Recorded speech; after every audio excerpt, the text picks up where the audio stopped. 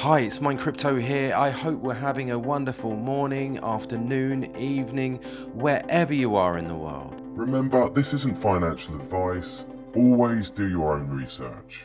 Mine Crypto here. I hope we're all having a wonderful day. And today, title of the video is They're All Leaving. And first and foremost, we look at the crypto bubbles. We are ranked 36. We currently have a market cap of 1.12 billion, price down to $92.84. The 24-hour volume, 25 million. That's quite a nice bit of volume since the price has dropped. We are down 0.4% in the hour, 2.9% in the day, 4.8% in the week, and down 8.9% in the month. And as you can see, it's quite varied. There's lots of blood in the market. The last couple of days have absolutely been a slaughter with all the FTX news coming out that they're going to bung a load of money, get rid of it. And I think it's sort of catching on. And if you look over at Twitter, it's just doom and gloom. Everybody talking about a capitulation event. The problem is, you start talking about stuff like that, then it spreads. You get that collective approach, especially within psychology. It's like the whisper, the echo just keeps going, and it becomes an echo chamber, and people become even more fearful. Now we can look at the crypto fear and greed index. We are currently at 30 in fear. So at the moment, people are buying. Remember, none of this is financial advice. I'm not a financial advisor, and you should always do your own research. We've got the market cap under 1 trillion, but the volume has gone up in the last 24 hours, and we see a BTC dominance up 0.38. And if you're still here, I salute you, because the market at the moment is a lot smaller. Things are a lot more quiet on crypto Twitter, but we continue to build. Hence why I do these videos, because I want to bring you news and ideas so that you can go away and do your own research. I'm doing this for myself because this is my personal view on how I'm invested for the future. And as you can see here, a post from Pastor 1314, a capitulation event is still likely. The main targets remain 12 grand for BTC, 5 to 700 for ETH.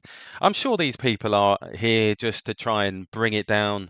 These bears, you know how it is. People just say what they want to say, and they're open to do so because it is what it is.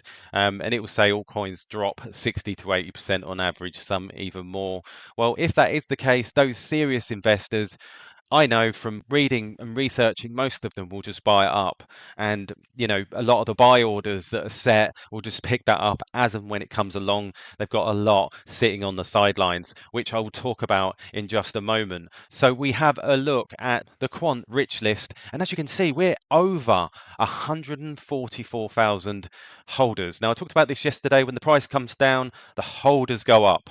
And there's a lot of movement on this rich list here. And some of them have left, which we'll talk about in a moment. We can see the Binance 14 wallet has increased up to nearly 20,000, and we've got CoinSpot up 650. Then you've got others on Bittrex down 238.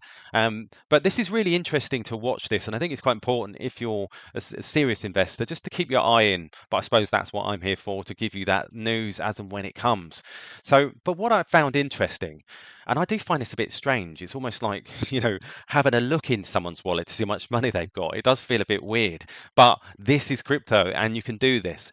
And I found this particular address, and this particular token holder has got $11 million, and it says 201 tokens, but most of those are actually spam.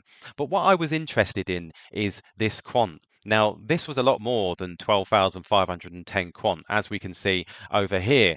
And this was very interesting. So 16 hours ago, this account moved 10,000 quant to Binance and also moved 20,000 to Binance. This is an interesting account because we're seeing all these transfers into Binance, and we can see them all the way back from 87 days ago. The ins and outs are absolutely huge in this particular account.